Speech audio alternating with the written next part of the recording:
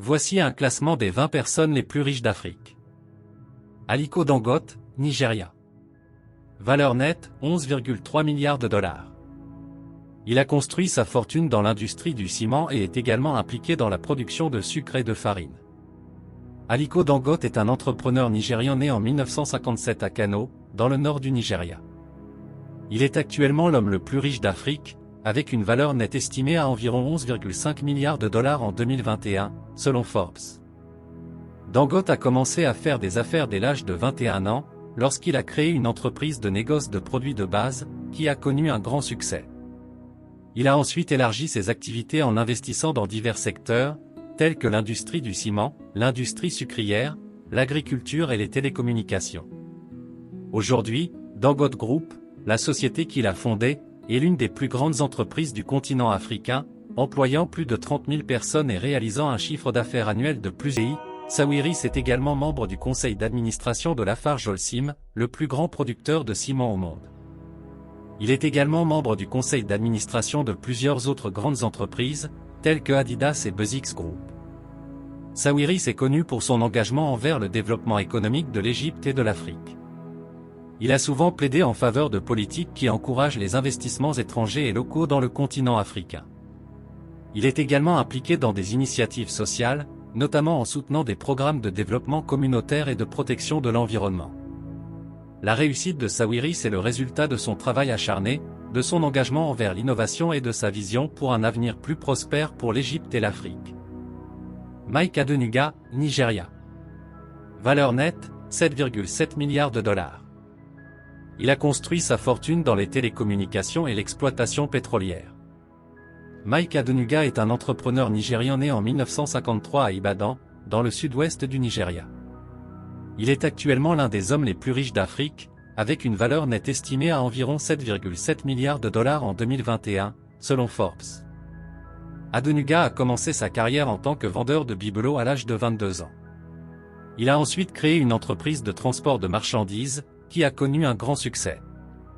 Il a élargi ses activités en investissant dans divers secteurs, notamment les télécommunications et le pétrole. Aujourd'hui, le groupe de sociétés de Mike Adenuga, appelé Globacom, est l'un des plus grands fournisseurs de télécommunications du Nigeria, avec des activités dans plusieurs autres pays africains, notamment au Ghana et en Côte d'Ivoire.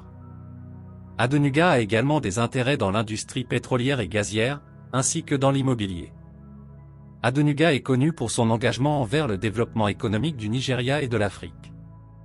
Il a souvent plaidé pour des politiques qui encouragent les investissements étrangers et locaux dans le continent africain. Il est également impliqué dans des initiatives sociales, notamment en soutenant des programmes de développement communautaire et de promotion de l'éducation.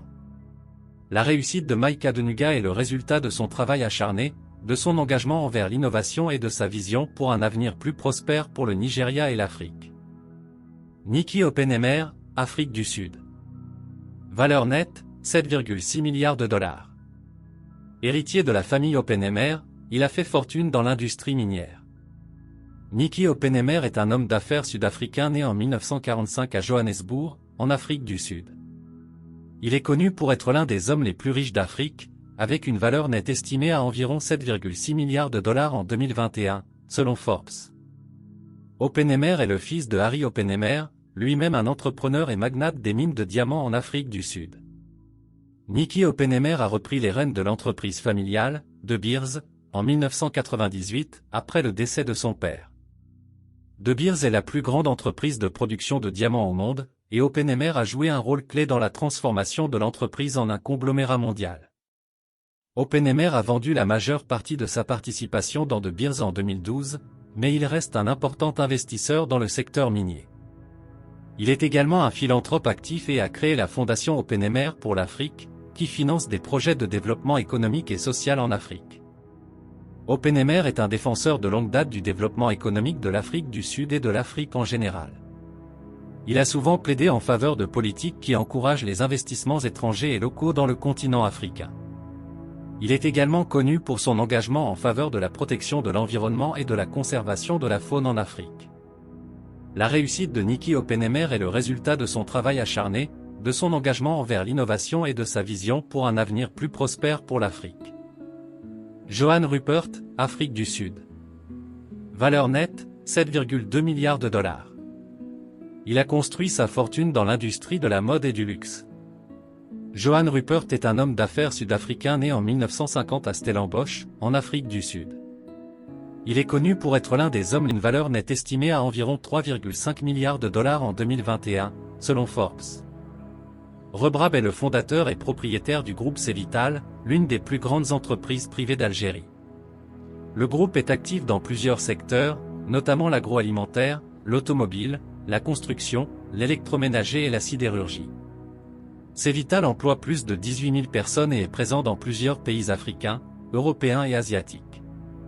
Rebrab est un autodidacte et a commencé sa carrière comme ingénieur chimiste dans une entreprise publique algérienne. Il a créé Cevital en 1998, après avoir quitté son poste de directeur d'une entreprise publique. Depuis lors, il a été un important contributeur au développement économique de l'Algérie et de l'Afrique. En plus de ses activités professionnelles, Rebrab est connu pour son engagement en faveur du développement durable et de l'entrepreneuriat en Afrique. Il a créé la fondation Issad Rebrab pour le développement durable, qui soutient des projets de développement durable en Algérie et en Afrique. Rebrab est également impliqué dans la politique en Algérie. Il a été membre de plusieurs commissions gouvernementales et a soutenu plusieurs projets de développement national.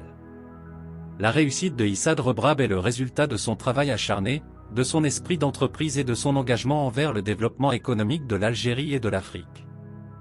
Mohamed Mansour, Égypte. Valeur nette, 4,3 milliards de dollars. Il a construit sa fortune dans l'industrie automobile et la distribution. Mohamed Mansour est un homme d'affaires égyptien né en 1948 au Caire, en Égypte. Avec une fortune estimée à environ 2,5 milliards de dollars en 2021, selon Forbes, il est l'un des hommes les plus riches d'Afrique.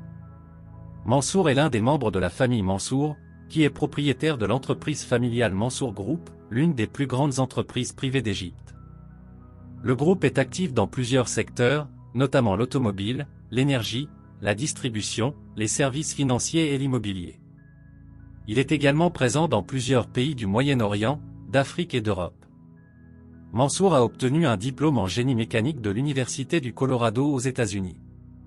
Après avoir travaillé pour General Motors en Égypte, il a rejoint l'entreprise familiale en 1976. Depuis lors, il a occupé plusieurs postes de direction au sein du groupe, notamment en tant que président de la division automobile. En plus de ses activités professionnelles, Mansour est impliqué dans plusieurs organisations à but non lucratif et caritatives en Égypte.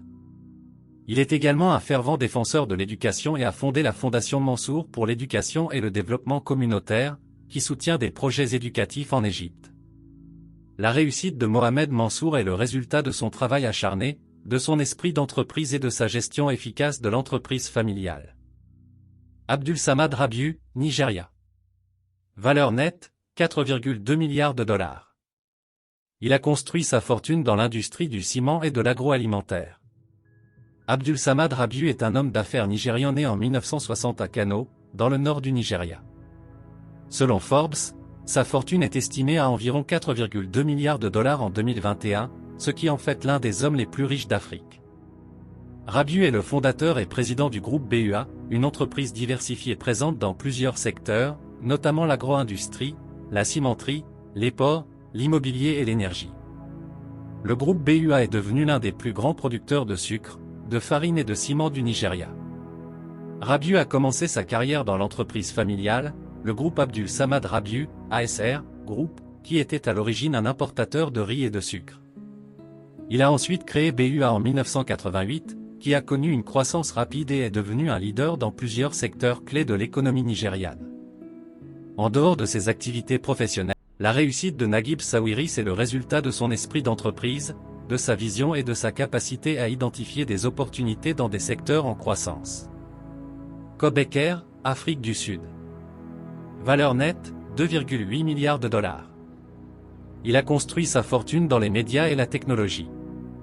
Kobeker est un homme d'affaires sud-africain né en 1952 à Potchefstroom, en Afrique du Sud. Selon Forbes, sa fortune est estimée à environ 2,3 milliards de dollars en 2021. Becker est surtout connu pour avoir transformé la société de médias Naspers en l'une des plus grandes entreprises de technologie et de médias au monde. Il a rejoint Naspers en 1997 en tant que CEO et a dirigé la société pendant plus de 2 décennies, transformant l'entreprise en une plateforme technologique de premier plan. Sous la direction de Becker, Naspers a investi dans de nombreuses entreprises à travers le monde, notamment le géant chinois de la technologie Tencent, dont l'investissement initial de Naspers a été multiplié par plus de 150 fois en valeur. Naspers a également investi dans des entreprises de commerce électronique, de fintech et de médias en Afrique, en Europe, en Asie et en Amérique latine. En 2021, Becker a démissionné de son poste de président de Naspers, mais reste impliqué dans la société en tant que président non exécutif. En plus de ses activités professionnelles, il est également impliqué dans plusieurs initiatives caritatives et éducatives en Afrique du Sud, notamment la Fondation Becker pour l'éducation. La réussite de Co Becker est le résultat de son esprit d'entreprise, de sa vision et de sa capacité à identifier des opportunités d'investissement dans des secteurs en croissance. Les 10 personnes les plus riches d'Afrique que je viens de vous présenter ne représentent que la moitié de notre liste des 20. La suite, dans la deuxième vidéo. N'hésitez pas de vous abonner sur notre chaîne pour plus de vidéos. Merci.